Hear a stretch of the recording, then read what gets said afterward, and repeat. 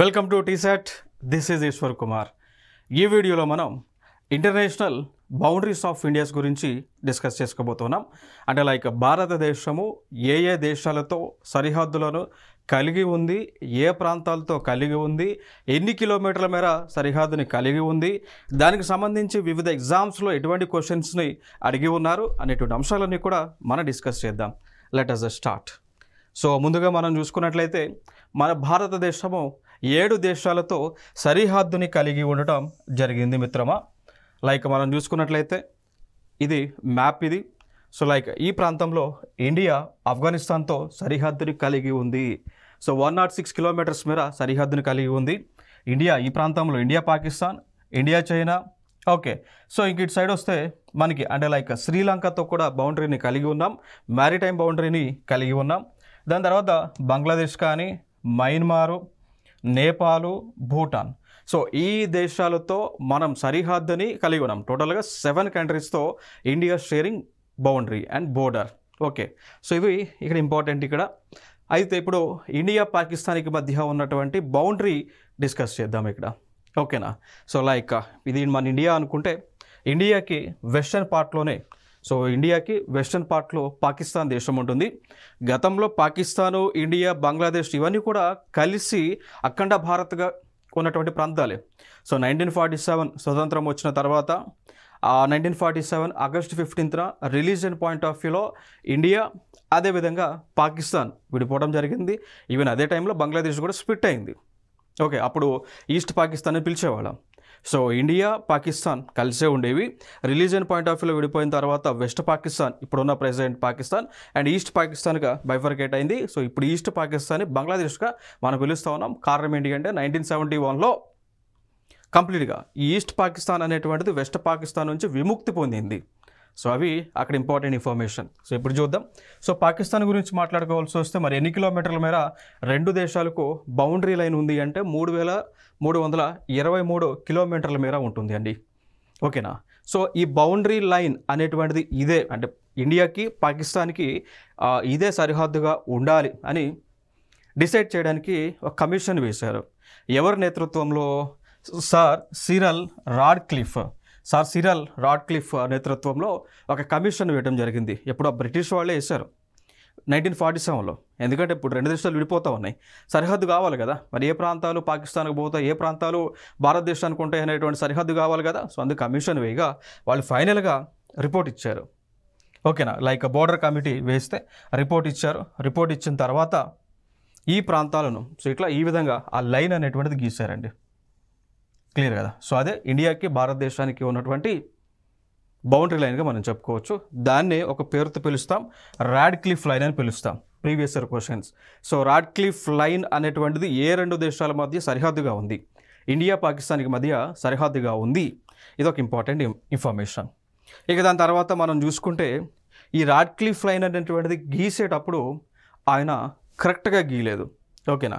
So దాన్ని కూడా నేను ఫర్దర్గా డిస్కస్ చేస్తా. ఇప్పుడు ఇదే మనం రాడ్క్లిఫ్ లైన్గా పిలుస్తూ ఉన్నామా. సో ఆయన సరిహద్దు అనేటువంటిది పర్ఫెక్ట్గా గీయలేదు. గీయన దానికి కూడా మనకి కొన్ని ఇప్పటికీ కూడా ఆ ఇష్యూస్ అనేటువంటిది వస్తూ ఉంది.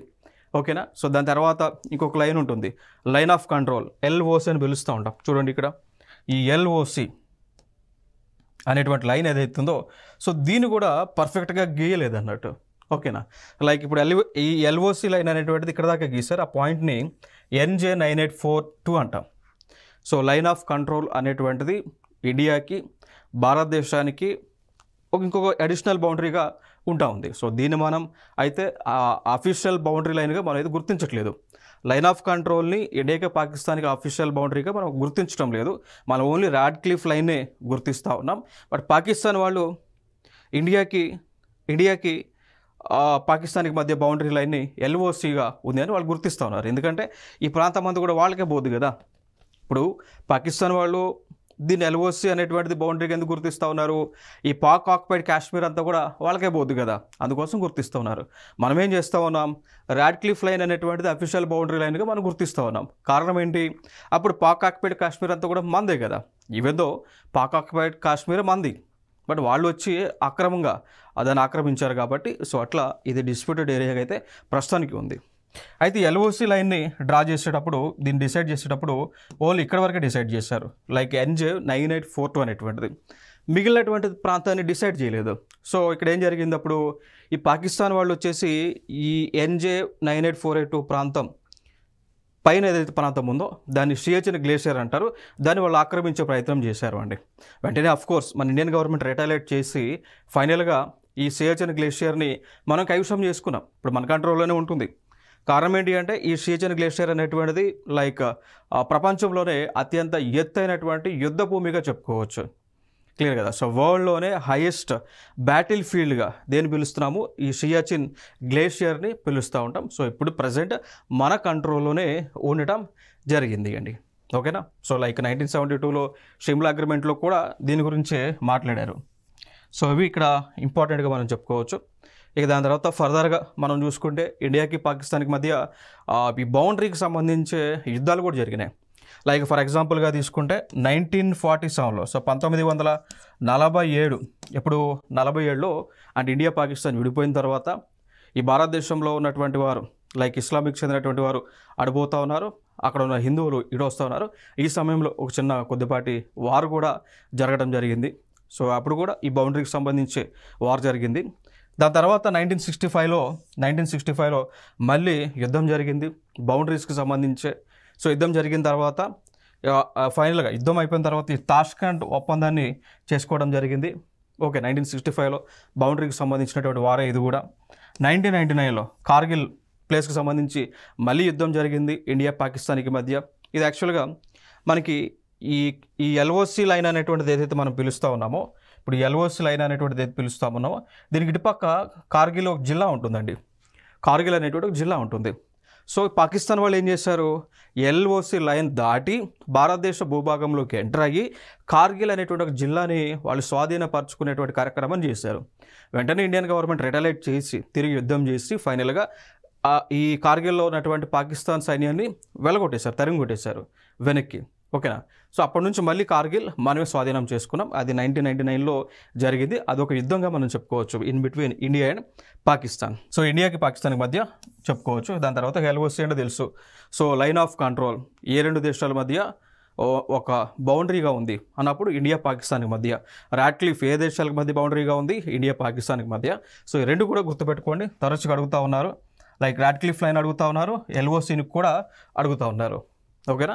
సో రెండు వెరీ ఇంపార్టెంట్. మనం ఇంకొక దేశం మనం చూసుకుంటే లైక్ ఇండియా చైనా గురించి మనం మాట్లాడుకోవచ్చు. సో ఇండియాకి చైనాకి మధ్య కూడా బోర్డర్ ఉంది. ఓకేనా.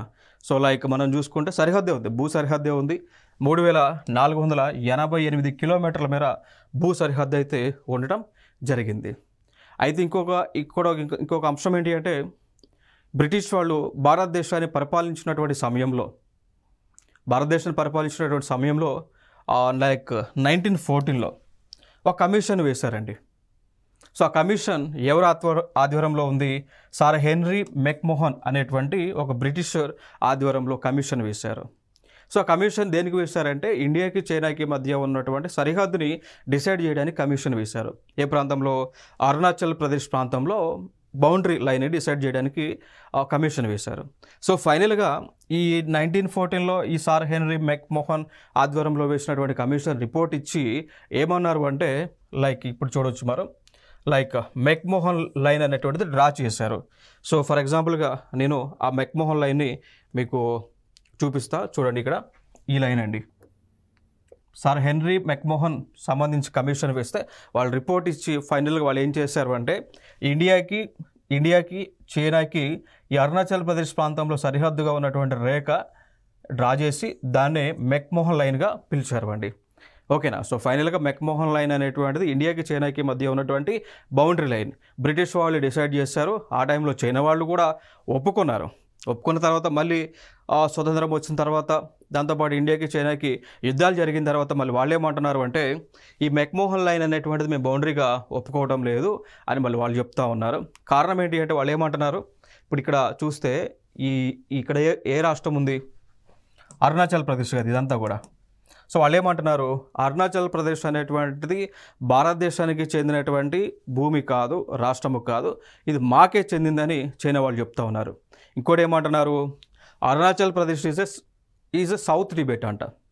ఓకేనా. సో టిబెట్ అనేటువంటి ప్రాంతం చైనా వాళ్ళ కంట్రోల్లోనే ఉంది కదా. అట్లా ఈ అరుణాచల్ ప్రదేశ్ కూడా టిబెట్కి చెందిందే, దక్షిణ టిబెట్ కాబట్టి మాదే అని వాళ్ళు అంటూ ఉన్నారు. బట్ మనమైతే ఒప్పుకోం కదా. సో మనం ఒప్పుకోం, ఎవరు కూడా ఒప్పుకోం కాబట్టి సో ఫైనల్గా మనం కూడా ఈ మెక్మోహన్ లైన్ అనేటువంటి దాన్ని ఇండియా 2 దేశాల మధ్య బౌండరీగా ట్రీట్ చేస్తాను అంటే మనం డిసైడ్ చేసాం, ఫైనలైజ్ అయిపోయింది గదంతే. ఎవరు చెప్పినా కూడా మన ఇండియా మనం వినాం కదా. Okay right. సో అరుణాచల్ ప్రదేశ్ని దక్షిణ టిబెట్గా పిలుస్తూ ఉన్నారు చైనా వాళ్ళు, బట్ మనం దానికి యాక్సెప్ట్ అనేటువంటిది ఇవ్వటం లేదు. Next line of actual control అంటాం. చూడండి ఈ లైనే మనం చెప్తూ ఉంటాం. చూడండి ఇది. సో ఈ ప్రాంతం ఇదంతా కూడా లైన్ ఆఫ్ యాక్చువల్ కంట్రోల్. పాకిస్తాన్కి ఇండియాకి మధ్య ఉన్నదేమో LOC లైన్ ఆఫ్ కంట్రోల్, ఇండియాకి చైనాకి మధ్య ఉన్నదేమో LAC, రెండింటి మధ్య డిఫరెన్స్. సో నెక్స్ట్ ఈ LAC అనేటువంటి లైన్ ఎట్లా వచ్చింది అంటే ఈ చైనా వాళ్ళు ఏం చేశారంటే యుద్ధం జరిగినప్పుడు లైక్ 1962లో ఇండియాకి చైనాకి యుద్ధం జరిగిందా. సో వాళ్ళు యుద్ధం జరిగినప్పుడు వాళ్ళు ఏం చేశారంటే ఇండియాలోకి ఎంటర్ అయ్యారు. సో ఇండియాలోకి ఎంటర్ అయ్యి లైక్ ఈ అక్షయ్ చీన్ అనేటువంటి లేయర్ ఈ పార్ట్ ఏదైతుందో దాన్ని వాళ్ళు స్వాధీనపరచుకున్నారు, కబ్జా చేశారు అన్నట్టు. ఈ ప్రాంతాన్ని వాళ్ళు కబ్జా చేశారు. దాని తర్వాత అఫ్కోర్స్ మళ్ళీ లైక్ అరుణాచల్ ప్రదేశ్ ప్రాంతాన్ని, లదాఖ్ ప్రాంతాన్ని కూడా వాళ్ళు కబ్జా చేశారు. ఈ లదాఖ్ ప్రాంతమైనా అరుణాచల్ ప్రదేశ్ అయినా కబ్జా చేశారు. కబ్జా చేస్తే వాళ్ళు ఇప్పుడు ఇక్కడ మాత్రము వాళ్ళు అట్లనే ఉన్నారు. ఇప్పుడు ఈ ప్రాంతాన్ని అరుణాచల్ ప్రదేశ్ని క్యాప్చర్ చేస్తే అరుణాచల్ ప్రదేశ్లో ఉన్నటువంటి చైనా వాళ్ళ ఆర్మీని మనం తరిమి కొట్టేసాం వెనక్కి. బట్ ఇక్కడ మాత్రం వాళ్ళు అక్కడే ఉన్నారు ఇక. సో అందుకోసం దీన్ని ఇప్పుడు ప్రజెంట్ ఇదైతే ఈ అక్షయ్ చీన్ అనేటువంటిది చైనా కంట్రోల్లోనే ఉంది. సో ఫైనల్గా మన భారతదేశం యొక్క ఎజెండా ఏంటి, ఫ్యూచర్లో ఏంటి అంటే ఈ పాక్ ఆక్యుపైడ్ కాశ్మీర్ ఏదైతే పాకిస్తాన్ వాళ్ళు ఆక్రమించారో దాన్ని మనం స్వాధీనపరచుకోవాలి. దాంతోపాటు ఏదైతే చైనా వాళ్ళు ఆక్రమించారో దాన్ని ఇప్పుడు అక్షయ్ చీన్గా పిలుస్తూ ఉన్నామో దాన్ని కూడా మనం స్వాధీనపరచుకొని భారతదేశం మొత్తాన్ని కూడా like complete Jammu and Kashmir అనేటువంటిది మన భారత భూభాగం అని డిక్లేర్ చేయాలనేటువంటి ఆలోచన ఫ్యూచర్లో ప్రభుత్వం చేస్తూ ఉంది. దానికి సంబంధించి కూడా అడుగులు వేస్తూ ఉంది. ఆ కోవలోనే మనం లైక్ మిషనరీ లైక్ వెపన్స్ని కొనుగోలు చేస్తూ ఉన్నాం. కొత్త అడ్వాన్స్డ్ లైక్ మిజైల్స్ని డెవలప్ చేస్తూ ఉన్నాం. లైక్ బ్రహ్మోస్ అయినా కానీ, అగ్ని అయినా కానీ, పృథ్వీ అయినా కానీ, అస్త్ర, నాగాస్త్ర, సో ఇట్లాంటి మిసైల్స్ని మనం తయారు చేస్తూ ఉన్నాం, కొనుగోలు చేస్తూ ఉన్నాం. కొన్ని లైక్ రాఫెల్ అని కానీ, సుఖాయ్ కానీ, రాఫెల్ కానీ, దాంతోపాటు లైక్ డ్రోన్స్ MQ-9B అనేటువంటి డ్రోన్స్ కానీ, దాని తర్వాత లైక్ మనకి హెవీ ఏరోప్లైన్స్ C-295 అనేటువంటి ఏరోప్లైన్స్ మనమే తయారు చేస్తూ ఉన్నాం. కారణం ఏంటి అంటే దానికి లైక్ కంప్లీట్గా ఇప్పుడు ఏదైతే ప్రాంతం ఏదైతే ఉందో దాన్ని మొత్తాన్ని కూడా మనం స్వాధీనపరచుకొని ఇండియా ఫైనల్ కంప్లీట్ ఇండియాగా డిక్లేర్ చేసేటువంటి ఆలోచనలో ఉన్నారు అని మనకి లైక్ వివిధ న్యూస్ పేపర్స్లో వస్తున్నటువంటి ఇన్ఫర్మేషన్. Okay next. సో ఫైనల్గా అరుణాచల్ ప్రదేశ్ మనదే, వాళ్ళు కాదు వాళ్ళది అంటూ ఉన్నారు. సో స్టిల్ ఇష్యూస్ అనేటువంటివి నడుస్తూ ఉన్నాయి. సో మెయిన్గా ప్రస్తుతము ఇండియాకి చైనాకి మధ్య ఉన్నటువంటి డిస్ప్యూటెడ్ ఏరియాస్, వివాదమైనటువంటి కొన్ని ప్లేసెస్ మనం చూసుకుంటే ఒకటి గాల్వాన్ వాలీ ఈ ప్రాంతంలో ఉంటుంది. దాంతోపాటు అక్షయ్ చిన్, line of control, Tawang, McMahon line. Okay. So ఇవి ఇండియాకి చైనాకి మధ్య ఉన్నటువంటి వివాదమైనటువంటి ప్లేసెస్ అవి. దాని తర్వాత ఇంకొక ప్లేసెస్ మనం చూసుకుంటే డొక్లాము, డెమ్చాక్, పాంగాంగ్సో లేక్కి సంబంధించి వివాదమైనటువంటి ప్లేసెస్ అండి. ఓకేనా. సో ఇక్కడ చూడండి ఈ దిప్సాంగ్ ప్లెయిన్స్ కానీ, దెమ్చోక్ కానీ, ఇక్కడ పాంగ్సాంగ్ లేక్ అని ఉంటుంది ఇక్కడ సరస్సు. సో అవి వివాదమైనటువంటివి. అయితే ఇటీవల మనకి లైక్ 16వ బ్రిక్స్ సమ్మిట్ జరిగింది రష్యాలో.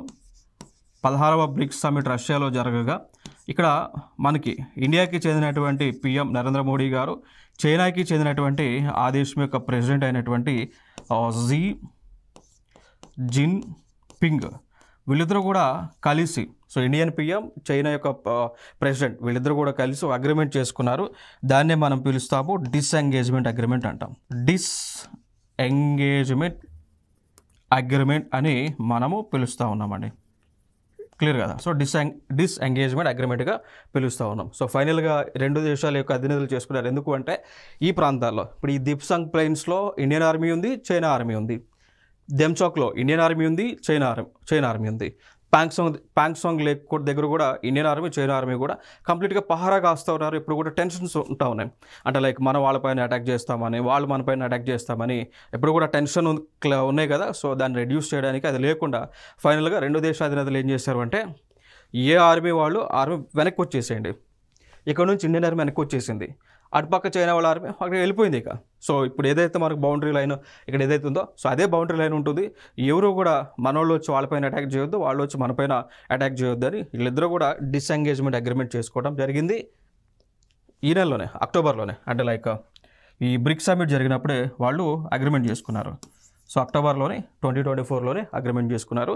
దాన్ని డిసెంగేజ్మెంట్ అగ్రిమెంట్గా పిలుస్తూ ఉంటాం. నెక్స్ట్ ఇండియా బంగ్లాదేశ్ గురించి మాట్లాడాల్సి వస్తే బౌండరీ లైన్ వచ్చేసి 4096 కిలోమీటర్స్ ఉంటుంది. సో అతిపెద్ద బౌండరీ లైన్ అన్నట్టు. సో ఇండియా బంగ్లాదేశ్తో ఉన్నటువంటి సరిహద్దు ఏదైతే ఉందో ఇది భారతదేశంలోనే అతిపెద్ద సరిహద్దు. విదేశాలతో భారతదేశం పంచుకున్నటువంటిది భూ సరిహద్దు ఇది 4096. మరి ఇక్కడ లైక్ ఈ బంగ్లాదేశ్తో ఉన్నటువంటి రాష్ట్రాలు చూసుకుంటే లైక్ ఇక్కడ వెస్ట్ బెంగాల్ కనిపిస్తూ ఉంది, ఇటు నుంచి అస్సాం ఉంది, త్రిపుర ఉంది అండ్ మిజోరాం ఉందండి. ఓకే, మేఘాలయ కూడా. సో ఈ ప్రాంతంలో మేఘాలయ కూడా, వెస్ట్ బెంగాల్, అస్సాము, మేఘాలయ, త్రిపుర, మిజోరాం. సో ఈ రాష్ట్రాలు ఏం చేస్తూ ఉన్నాయి, బంగ్లాదేశ్తో భూ సరిహద్దును పంచుకుంటూ ఉన్నాయి. క్లియర్ కదా. నెక్స్ట్ ఇదే ఇండియాకి బంగ్లాదేశ్కి మధ్య భూ సరిహద్దుని డిసైడ్ చేసింది కూడా ఆయనే, సార్ సిరిల్ రాడ్క్లిఫ్ డిసైడ్ చేయడం జరిగింది అండి. ఓకే, సో 1947లోనే అదే టైంలో డిసైడ్ చేశారు. ఎందుకంటే ఇప్పుడు బంగ్లాదేశ్ అయినా పాకిస్తాన్ అయినా ఎప్పుడు విడిపోయినాయి భారతదేశం నుంచి?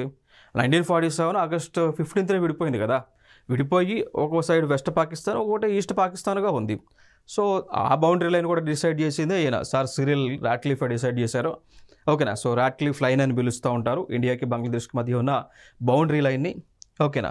సో దాని తర్వాత ఇక ఫైనల్గా ఇప్పుడు ఈస్ట్ పాకిస్తాను ఏం చేసింది, వెస్ట్ పాకిస్తాన్ యొక్క డామినేషన్ మాకు అవసరం లేదు, మాకు మేము స్వతహాగా మా ప్రాంతాన్ని మేము పరిపాలించుకుంటామని చెప్పేసి ఈస్ట్ పాకిస్తాన్ వాళ్ళు వెస్ట్ పాకిస్తాన్ పైన యుద్ధం చేశారు. సో యుద్ధం చేసేటప్పుడు మన ఇండియన్ గవర్నమెంట్ కూడా ఈస్ట్ పాకిస్తాన్కి సపోర్ట్ చేసింది, ఇందిరాగాంధీ గారు పిఎంగా ఉన్నటువంటి సమయంలో. సో ఫైనల్గా సపోర్ట్ చేసిన తర్వాత యుద్ధంలో గెలిచాం. అంటే ఇండియా సపోర్ట్ చేసిన ఈస్ట్ పాకిస్తాన్ గెలిచింది. గెలిచిన తర్వాత ఈస్ట్ పాకిస్తాన్ అనేటువంటిది ఒక సపరేట్ దేశంగా డిక్లేర్ చేయడం జరిగింది. సో ఆ ఈస్ట్ పాకిస్తాన్నే మనం ఏమని పిలుస్తూ ఉన్నాం, బంగ్లాదేశ్ అని పిలుస్తూ ఉన్నామండి. ఓకేనా. So now East Pakistan is called as Bangladesh which is recognised as one of the country according to United Nation organisations. Okay, so ఇది ఇక్కడ ఇంపార్టెంట్ అంశం. అయితే ఇక్కడ మనకి ఇండియాకి బంగ్లాదేశ్కి మధ్య కొన్ని బౌండరీ డిస్ప్యూట్స్ ఉండేయండి. ఓకేనా. సో కొన్ని భూ సరిహద్దులకు సంబంధించి డిస్ప్యూట్స్ ఉండగా దానిని మనం ఒక ఫ్రెండ్లీ నేషన్, మన పక్క దేశమే కదా అని చెప్పేసి ఫ్రెండ్లీగా రెండు దేశాల మధ్య ఉన్నటువంటి మనం ఏం చేస్తాం, డిస్ప్యూట్ సెటిల్మెంట్ చేసుకున్నాం. ల్యాండ్ సంబంధించినటువంటి డిస్ప్యూట్స్ ఏవైతున్నాయి అవి సెటిల్మెంట్ మనం చేసుకున్నాం. ఈవెన్ దానికి సంబంధించి కూడా మనము ఒక అగ్రిమెంట్ కూడా చేసుకున్నాం, ల్యాండ్ బౌండరీ అగ్రిమెంట్ అంటాం, LBA అంటాం. సో ఇండియాకి బంగ్లాదేశ్ మధ్య మనం చేసుకోవడం జరిగింది అండి. ఓకేనా. సో ఈ కోవలోనే లైక్ ఏవైతే మన భారతదేశం మనవి అని చెప్పేసి మనం క్లెయిమ్ చేస్తూ ఉన్నామో అవి భారతదేశం తీసుకుంది, ఏవైతే బంగ్లాదేశ్ వాళ్ళ ప్రాంతాలను క్లెయిమ్ చేస్తూ ఉన్నారో అవి వాళ్ళు తీసుకోవడం జరిగింది. సో అట్లా ప్రజెంట్ అయితే రెండు ప్రాంతాల మధ్య ఆ పీస్ఫుల్నెస్ అనేటువంటిది స్టిల్ ఇప్పటికీ కూడా కంటిన్యూ అవుతూ ఉంది అండి. ఓకేనా. సో ఇది ఒక ఇంపార్టెంట్ అంశంగా మనం గుర్తుపెట్టుకోవచ్చు. నెక్స్ట్ అంశం చూసుకుంటే లైక్ ఎన్ని ప్లేసెస్ మనం ఎక్స్చేంజ్ చేసుకున్నాం చూడండి. ఇక్కడ లైక్ 162 ప్లేసెస్కి సంబంధించి డిస్ప్యూట్స్ అయితే ఉన్నాయి. So like 11 places, so 111 places ఏమో ఇండియాకి చెందినవి. దాని తర్వాత మిగిలినటువంటి లైక్ మనం చూసుకుంటే 51 అనుకోండి. ఓకేనా. సో 51 ఏమో లైక్ బంగ్లాదేశ్ చెందినవి. సో 111 ఏమో ఇండియాకి చెందింది అండ్ 51 ఏమో బంగ్లాదేశ్కి చెందింది. క్లియర్ కదా. సో ఈ రెండిట్లు కూడా మనం ఏం చేసుకున్నాం, వాళ్ళే మనం వాళ్ళకి ఇచ్చేసి, అంటే ఎవరికి ప్లేసెస్ వాళ్ళు ఎవరైతే క్లెయిమ్ చేస్తున్నారో ఆ ప్లేసెస్ ఇచ్చేసుకొని ఎవరికి వాళ్ళు సెటిల్మెంట్ చేసుకొని మంచిగా ఇప్పుడు కంటిన్యూ అవుతూ ఉన్నామండి బోర్డర్కి సంబంధించి. నెక్స్ట్ ఇంకొక బోర్డర్ వచ్చేసి నేపాల్తో. సో నేపాల్ మనం చూసుకుంటే నేపాల్తో 1751 కిలోమీటర్స్ మేర బౌండరీ లెంత్ అయితే మనకు ఉంది నేపాల్ దేశంతో. ఓకేనా. So even national like Nepal దేశంతో మనకు ఓపెన్ బౌండరీ ఉంటుంది. ఓకేనా. లైక్ నేపాల్ చెందినటువంటి వారు ఇండియాలోకి రావచ్చు, ఇండియన్స్ నేపాల్లోకి వెళ్ళవచ్చు. సో దానికోసం పెద్ద వీసాలు, పాస్పోర్ట్స్ ఏం అవసరం లేదు. నేపాల్ వాళ్ళు ఇండియాలోకి రావాలన్నా, ఇండియా వాళ్ళు నేపాల్కి పోవాలన్నా ఏదో ఒక identity proof like Aadhaar card, voter card, ration card, ఏదో ఒక ఐడెంటిటీ ప్రూఫ్ ఉంటే వాళ్ళు ఇటు రావచ్చు, మనం అడ్డుపోవచ్చు అండి. ఓకేనా. సో రెండు దేశాల మధ్య కూడా ఓపెన్ బార్డర్ అయితే ఉంది, ఎటువంటి రిస్ట్రిక్టెడ్ బార్డర్ అయితే లేదు. సో కంప్లీట్గా మనకి ఓపెన్ బార్డర్ ఉంది. సో చూడవచ్చు ఇక్కడ నేపాల్ ఇక్కడ ఉందా, ఇక్కడ ఉత్తరాఖండ్ ఉందా, యూపీ ఉందా, బీహార్ ఉందా, సిక్కిం ఉందా.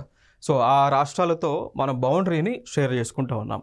దాంతోపాటు లైక్ కొన్ని నదులను, ఇప్పుడు గాండక్ అయినా, కోసి అయినా, మహాకాళి అయినా, ఇవి భారతదేశంలో ప్రవహిస్తూ ఉన్నాయి, నేపాల్ ప్రాంతాల్లో కూడా ప్రవహిస్తూ ఉన్నాయండి. ఓకేనా. సో ఇవి కామన్ రివర్స్గా ఇండియాకి నేపాల్కి మధ్య ఉన్నటువంటి రివర్స్గా మనం చెప్పుకోవచ్చు. బట్ అయితే ఇక్కడ ఇటీవల కొన్ని మనకి పరిణామాలు జరుగుతూ ఉన్నాయి. నేపాల్ వాళ్ళు ఏమంటున్నారంటే కొన్ని ప్లేసెస్ మావే అని చెప్పేసి వాళ్ళు క్లెయిమ్ చేస్తూ ఉన్నారు. ఇప్పుడు ఫర్ ఎగ్జాంపుల్గా తీసుకుంటే ఇక్కడ కాలాపాని అనే ఒక నది ఉంటుంది, కాలాపాని నది. వాళ్ళు ఏమంటున్నారు, కాలాపాని నది కంప్లీట్గా మాదే అని చెప్పేసి నేపాల్ వాళ్ళు క్లెయిమ్ చేస్తూ ఉన్నారు. దాంతోపాటు లిపులేక్ పాస్ ఉంటుంది ఇక్కడ. సో ఇది ఒక మార్గం, ఇది దాన్నే లిపులేక్ పాస్ అంటాం. వాళ్ళు ఏమంటున్నారు, అది కూడా మాదే అంటున్నారు. ఇంకొక ప్లేస్ వచ్చి లింఫియాతురా. సో లింఫియాతురా అనేటువంటి ఒక ప్లేస్, సో అది కూడా మాదే అని చెప్పేసి వాళ్ళు క్లెయిమ్ చేస్తూ ఉంటే మనం ఏమంటున్నాం, మనం కూడా మందం క్లెయిమ్ చేస్తాం. ఎందుకంటే ఈ కాలాపాని నది అనేటువంటిది మన యొక్క రామాయణ మహాభారతాలు ఉన్నాయి కదా. సో రామాయణంలో ఈ కాలాపాని నది అనేటువంటిది భారతదేశంలో ఉన్నటువంటి రామాయణంలో రాసి ఉన్నారు. సో అప్పుడు ఈ కాలాపాని నది కూడా భారతదేశానికి చెందిందని కూడా మనం ఏం చేస్తూ ఉన్నాం, చెప్తా ఉన్నాం. ఆల్రెడీ మా రామాయణంలో కాలాపాని నది అనేటువంటిది భారతదేశానికి చెందింది, భారతీయులు రాముడు వీళ్ళందరూ కూడా అక్కడ పర్యటించారు అని ఉంది, కాబట్టి మాదే అని మనం కోట్ చేస్తూ ఉన్నాం. నేపాల్ వాళ్ళు మాత్రం అది మాదే అని చెప్పేసి వాళ్ళు చెప్తా ఉన్నారు. సో డిస్ప్యూట్స్ స్టిల్ కంటిన్యూ అయితే ఉన్నాయి కానీ, బట్ చైనా ఇండియాకి, ఇండియా పాకిస్తాన్కి మధ్య ఏ విధంగా అంత పెద్ద డిస్ప్యూట్స్ ఉన్నాయో అంత పెద్దగా అయితే ఇండియాకి నేపాల్కి మధ్య లేవు అండి. ఓకే. సో ఇది ఒక ఇంపార్టెంట్ అంశంగా మనం చెప్పుకోవచ్చు. నెక్స్ట్ చూసుకుంటే ఇండియా అండ్ భూటాన్ అండి. సో ఇండియా, భూటాన్, సో రెండు దేశాల మధ్య కూడా మనకి సరిహద్దులు ఉన్నాయి. ఇది కూడా ఓపెన్ బోర్డర్గా మనం చెప్పుకోవచ్చు. సో దాంతోపాటు రాష్ట్రాలు చూసుకుంటే లైక్ సిక్కిము, వెస్ట్ బెంగాలు, మేఘాలయ, అస్సాం, అరుణాచల్ ప్రదేశ్. ఓకేనా. లైక్ చూడండి, నాట్ మేఘాలయ, చూడండి ఇక్కడ లైక్ వెస్ట్ బెంగాల్ భూటాన్తో షేర్ ఉంది, సిక్కిం ఉంది, ఇటు పక్క అరుణాచల్ ప్రదేశ్ ఉంది, నెక్స్ట్ అస్సాం ఉంది, కింద నుంచి చూసుకుంటే లైక్ ఈ బెంగాల్ కూడా ఉంది చూడండి ఇక్కడ, లైక్ బీహార్ ఉంది, యూపీ ఉంది, ఉత్తరాఖండ్ ఉంది, పశ్చిమ బెంగాల్ ఉంది, సిక్కిం ఉంది. సో ఈ రాష్ట్రాలు భూటాన్ దేశంతో సరిహద్దుని పంచుకుంటా ఉన్నాయి. సో వీళ్ళకి కూడా మనకి ఉన్నటువంటి బౌండరీ వచ్చేసి ఓపెన్ బౌండరీ అండి. ఓకేనా. సో లైక్ కంప్లీట్గా ఇప్పుడు మనం చూసామనుకోండి, ఇండియా పాకిస్తాన్కి మధ్య ఫెన్సింగ్ ఉంటుంది. మనం ఒక ఎలక్ట్రిక్ ఫెన్సింగ్ని నిర్మించుకున్నాం, ఒక ప్రాపర్ బౌండరీ ఉంటుంది. బట్ ఇక్కడ ఇండియాకి పోవడానికి ఆ విధంగా లేదు. ఈవెన్ ఇండియా నేపాల్కి కూడా ఆ ప్రాపర్ ఫెన్సింగ్ అనేటువంటిది లేదు. వాళ్ళు ఇటు వస్తూ ఉన్నారు, మనం ఆడిపోతూ ఉన్నాం. ఈవెన్ నేపాల్తో కూడా మనకు సంబంధాలు ఉన్నాయి, లైక్ రోటీ బేటీ సంబంధాలు ఉన్నాయి నేపాల్తో. అంటే లైక్ రోటీ బేటీ అంటే లైక్ నేపాల్ చెందినటువంటి వారిని మన ఇండియన్స్ పెళ్లి చేసుకుంటా ఉన్నారు, ఇండియన్ చెందినటువంటి వారిని నేపాల్ వాళ్ళు పెళ్లి చేసుకుంటా ఉన్నారు. దాన్ని రోటీ బేటీ సంబంధం అంటారు. నేపాల్ చెందినటువంటి వారు ఇండియాలో పనిచేసుకొని ఎంప్లాయ్మెంట్ పొందుతూ ఉన్నారు. In the same way Indians కూడా నేపాల్లో పనిచేస్తూ ఉన్నారు. సో ఈ కాన్సెప్టే రోటీ బేటీ కాన్సెప్ట్ అండి. ఓకే. సో సేమ్ ఈ భూటాన్ ఇష్యూలో కూడా అదే ఉంది.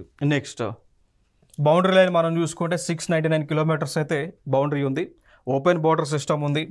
ఇంకోటి ఇండియాకి భూటాన్కి మధ్య మనకి ఆర్మీ ఉంది, లైక్ పారామిలిటరీ ఫోర్సెస్ ఉన్నాయి. ఫర్ ఎగ్జాంపుల్గా తీసుకుంటే సశస్త్ర సీమాబల్గా పిలవచ్చు. సో ఎస్ఎస్బిగా పిలవచ్చు అండి. సో సశస్త్ర సీమాబల్ ఎస్ఎస్బి అంటాం. సో ఈ ఫోర్స్ అయితే అక్కడ ఉండడం జరిగింది. అఫ్ కోర్స్ దీన్ని రిక్రూట్మెంట్ చేసుకునేది మన భారతదేశమే ఇక్కడ రిక్రూట్మెంట్ చేస్తూ ఉంది. ఈ యొక్క ఎస్ఎస్బి అనేటువంటిది రెండు దేశాల మధ్య లైక్ పారామిలిటరీ ఫోర్సెస్గా ఉన్నాయండి. ఇంకొక దేశం మయన్మార్, ఇండియా అండ్ మయన్మార్ ఉంది. సో 1643 కిలోమీటర్ల మేర. సో రాష్ట్రాలు మనం చూసుకుంటే లైక్ మిజోరాం, మణిపూరు, నాగాల్యాండ్, అరుణాచల్ ప్రదేశ్ ఉన్నాయి. దాని తర్వాత కొండ ప్రాంతాలు కూడా ఉన్నాయి, లైక్ నాగా హిల్స్ అని, పట్కా హిల్స్ అనేటువంటివి. ఈ ప్రాంతాలు రెండు దేశాల మధ్య బౌండరీగా ఉంది అనేటువంటి అంశం ఇక్కడ మనం గుర్తుపెట్టుకోవాలి. నెక్స్ట్ చూసుకుంటే ఇండియా మయన్మార్ అనేటువంటి దేశం, మీరు ఇక్కడ మ్యాప్లో చూడవచ్చు ఈ మయన్మార్ ప్రాంతం. దీన్నే మనం గతంలో బర్మా అనేటువంటి ప్లేస్తో కూడా పిలిచేవాళ్ళమండి.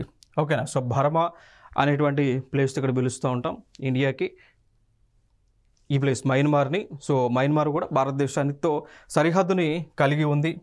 ఇంకొక అంశం ఇక్కడ ఏంటి అంటే ఇప్పుడు కొన్ని మిలిటెంట్ గ్రూప్స్ ఉన్నాయి. ఇప్పుడు ఫర్ ఎగ్జాంపుల్గా తీసుకుంటే నాగాల్యాండ్లో NSCNK అనేటువంటి ఒక మిలిటెంట్ గ్రూప్ ఉంది. మణిపూర్లో మనం చూసుకుంటే మణిపూర్లో కూడా like Naga and militant groups ఉన్నాయి. సో ఇవి ఎక్కడి నుంచి ఆపరేట్ అవుతూ ఉన్నాయి? మయన్మార్ దేశం నుంచి ఆపరేట్ అవుతూ ఉన్నాయి. సో మయన్మార్ దేశంలో వాళ్ళు అక్కడ ఉండి ఇండియా పైన కుట్రలు కుతంత్రాలన్నీ కూడా ఈ మిలిటెంట్ గ్రూప్స్ చేస్తూ ఉన్నాయి. సో ఈ కోవలో ఇండియాకి మయన్మార్ మధ్య ఈ సంబంధాలు అనేటువంటివి ప్రాపర్గా ఉండటం లేదు. ఎందుకంటే ఇండియా చెందినటువంటి మిలిటెంట్ గ్రూప్స్ ఏవైతే ఉన్నాయో ఇండియాని ముక్కలుగా చేయాలనేటువంటి ఆలోచనలో ఉన్నటువంటి తీవ్రవాద సంస్థలు ఏవైతే ఉన్నాయో వారికి మయన్మార్ దేశము సపోర్ట్ చేస్తూ ఉంది. అందుకు ఇండియాకి మయన్మార్ మధ్య కొన్ని డిస్ప్యూట్స్ అయితే స్టిల్ ఇప్పటికీ కూడా కంటిన్యూ అవుతూ ఉన్నాయి. నెక్స్ట్ చూసుకుంటే ఆఫ్ఘనిస్తాన్ మనం చూద్దాం. లైక్ 106 కిలోమీటర్స్ మేర బౌండరీని షేర్ చేసుకుంది. వెరీ ఇంపార్టెంట్ ఇది, ఎందుకంటే ప్రీవియస్ ఇయర్ క్వశ్చన్ కూడా. లైక్ ఈ ప్రాంతం చూసామా, ఈ ప్రాంతం అంతా కూడా ఇండియాకి ఆఫ్ఘనిస్తాన్కి మధ్య ఉన్నటువంటి బౌండరీ జస్ట్ లైక్ 106 కిలోమీటర్స్ మేర ఉంటుంది అండి. దాన్ని వాకాన్ కారిడార్ అని పిలుస్తారు. చూడండి ఈ ప్లేస్ వాకాన్ కారిడార్ అంటాం. ఇది ఇండియాకి అండ్ ఆఫ్ఘనిస్తాన్కి ఉన్న బౌండరీ ఏరియా ఇది 106 కిలోమీటర్స్. సో ఫైనల్గా ఏ రాష్ట్రాలు భారతదేశం మిగిలినటువంటి దేశాలతో సరిహద్దును పంచుకుంటూ ఉన్నాయి? లైక్ ఆఫ్ఘనిస్తాన్తో జమ్మూ అండ్ కాశ్మీర్, పాకిస్తాన్ ఆక్యుపైడ్ కాశ్మీర్ ఏరియాలో సరిహద్దు పంచుకుంటూ ఉంది. చైనాకు సంబంధించి జమ్మూ కాశ్మీరు, హిమాచల్ ప్రదేశ్, ఉత్తరాఖండ్, సిక్కిం, అరుణాచల్ ప్రదేశ్. బంగ్లాదేశ్తో వెస్ట్ బెంగాల్, మిజోరాం, మేఘాలయ, త్రిపుర అండ్ అస్సాం. భూటాన్తో వెస్ట్ బెంగాల్, సిక్కిం, అరుణాచల్ ప్రదేశ్ అండ్ అస్సాం. మయన్మార్తో అరుణాచల్ ప్రదేశ్, నాగాల్యాండ్, మణిపూర్ అండ్ మిజోరాం. నేపాల్తో Bihar, Uttarakhand, UP, Sikkim and West Bengal. పాకిస్తాన్తో Jammu and Kashmir, Punjab, Rajasthan and Gujarat. So ఈ ప్రాంతాలు ఈ దేశాలతో సరిహద్దుని పొందుతూ ఉన్నాయి. సో దీనికి సంబంధించి ఒక ప్రీవియస్ ఇయర్ క్వశ్చన్ కూడా మనం చూద్దామండి. లైక్ ఆఫ్ఘనిస్తాన్తో భారత్ డాష్ భూ సరిహద్దును పంచుకుంటుంది అనేటువంటిది ఇక్కడ మనకి క్వశ్చన్ని అడగడం జరిగింది. లైక్ ఇచ్చిన ఆప్షన్స్లో 1 306, 2 106, 3 506, 4 706 కిలోమీటర్స్ ఆల్రెడీ మనం డిస్కస్ చేసుకున్నాం. మరి క్వశ్చన్కి ఆన్సర్ 106 అండి. సో ఫైనల్గా ఆఫ్ఘనిస్తాన్కి భారత్కి మధ్య ఉన్నటువంటి భూ సరిహద్దు యొక్క డిస్టెన్స్ 106 కిలోమీటర్స్ మేర పంచుకుంటూ ఉంది వాగన్ కారిడార్ దగ్గర. ఇంకొక మనకి లైక్ ఇంటర్నేషనల్ బౌండరీస్ దానిలోనే లైక్ ఈ బౌండరీ లైన్స్ ఏవైతే ఉన్నాయో వాటి కొన్ని పేర్లు ఉన్నాయి. ఫర్ ఎగ్జాంపుల్గా తీసుకుంటే దురంద లైన్ అంటాం. అది పాకిస్తాన్కి ఆఫ్ఘనిస్తాన్కి మధ్య ఉన్న బౌండరీ లైన్. మెక్మోహన్ లైన్ ఏమో ఇండియాకి చైనాకి మధ్య. మ్యాగినాట్ లైన్ ఏమో ఫ్రాన్స్కి జర్మనీకి మధ్య. మ్యాగినాట్ లైన్ ఫ్రాన్స్కి జర్మనీకి మధ్య. మన్నెర్హైన్ లైన్ వచ్చేసి రష్యాకి ఫిన్లాండ్కి మధ్య బౌండరీ లైన్ ఇది. అండ్ ఆర్డర్ నెస్సీ లైన్ వచ్చి జర్మనీకి పోలాండ్కి. రాడ్క్లిఫ్ లైన్ ఇండియాకి పాకిస్తాన్కి. ఇదే రాడ్క్లిఫ్ లైన్ ఇండియాకి బంగ్లాదేశ్కి కూడా సరిహద్దుగా ఉంది. ఇంకొక అంశం 16th ప్యారలల్ లైన్ ఏమో నమీబియా అంగోలాకి. 17th parallel line North and South వియత్నాంకి. 38th ప్యారలల్ లైన్ నార్త్ కొరియాకి, సౌత్ కొరియాకి. 49th ప్యారలల్ లైన్ యుఎస్ఏకి, కెనడాకి. హిడెన్బర్గ్ లైన్ ఏమో జర్మనీకి, పోలాండ్కి మధ్య సరిహద్దు. అండ్ సెఫ్ గ్రేడ్ లైన్ ఏమో జర్మనీకి, ఫ్రాన్స్కి మధ్య సరిహద్దుగా ఉన్నటువంటి లైన్స్ అండి. సో ఇవి ఇంటర్నేషనల్ బౌండరీ లైన్స్. దాంతోపాటు ఇండియా వివిధ దేశాలతో సరిహద్దును పంచుకున్నటువంటి బౌండరీ లైన్స్. సో ఇవన్నీ కూడా మనం డిస్కస్ చేసాం. నెక్స్ట్ వీడియోలో సరికొత్త అంశాలతో మీ ముందుకు రావడం జరుగుతుంది. Thank you so much.